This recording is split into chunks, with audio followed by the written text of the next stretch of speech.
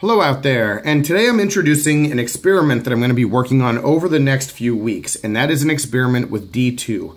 D2 is a tool steel, and it's one that when I got into knives, I really liked a lot. I still do really like it, but I've seen over the past year or so that it's become a whole lot more accessible, and that a lot of knives with D2 are a lot more inexpensive than they used to be. A really good example of that is this 2 Sun right here that I just got. It is in D2. Again, a more budget-friendly knife than a lot of the D2 that I'd seen from maybe Benchmade in the past few years. And so what I was really interested in is D2 more accessible because it's a different quality from, like, say, Benchmade to some of these other brands? Or is it just that the price of it has gone down and it just isn't like the it steel anymore, so it doesn't yield that big of a price?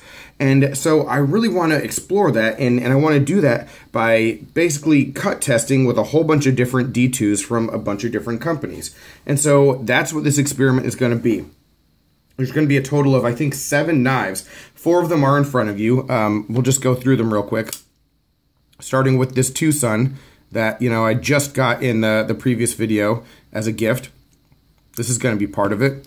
I've got a Boker Kihon, which is an excellent knife, by the way. Review on this will be coming eventually, but man, I really, really like this knife. Modified by the great Nick Maffei.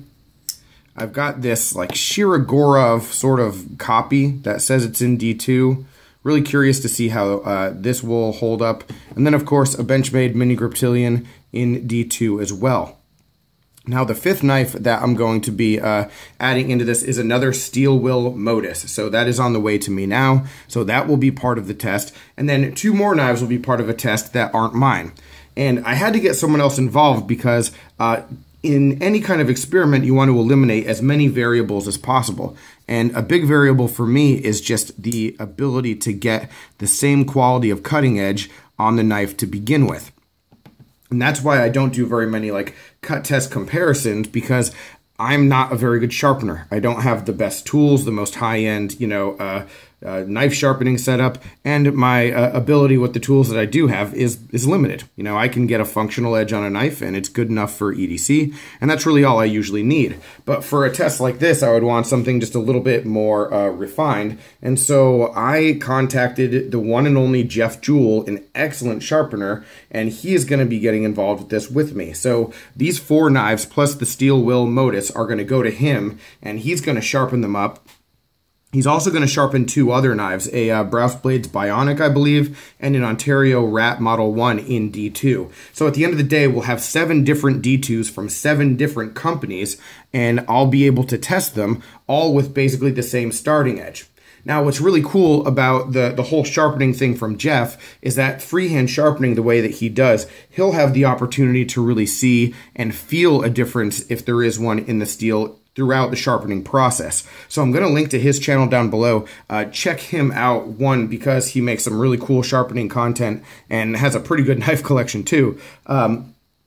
But also, when that video comes out, he might on his own be able to tell some differences in the steel just by sharpening without even cutting. So that is something I'm really interested to see as well.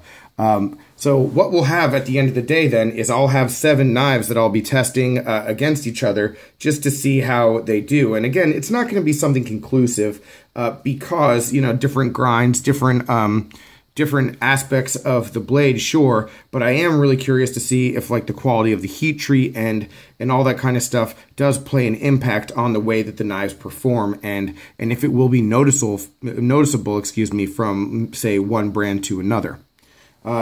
The reason for making the introductory video is because I'd really like to hear your opinions. What are your guesses? What do you think is going to happen? Which knives do you think will perform the best? Do you think that D2 has just, dropped in price and that all of the D2 here across the board is going to perform pretty similarly?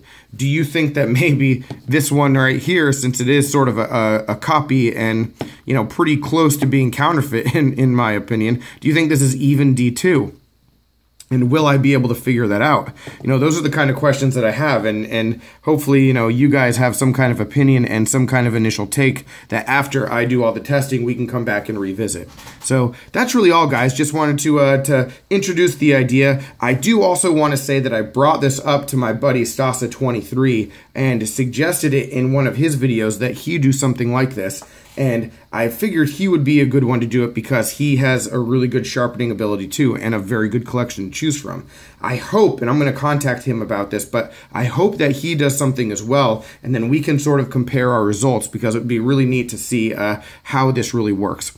All right, guys, but any other questions, comments, complaints, suggestions, your opinion on how this is going to go, your thoughts as to what we should do or any specific cut tests that you would have in mind that you'd like to see when all these knives come back to me, let me know about all that. I'm really excited to get this underway, really excited to see how it goes, and your feedback and suggestions can certainly help drive this and make it really successful. So thanks for watching, take care, and I will talk with you soon. Have a good one.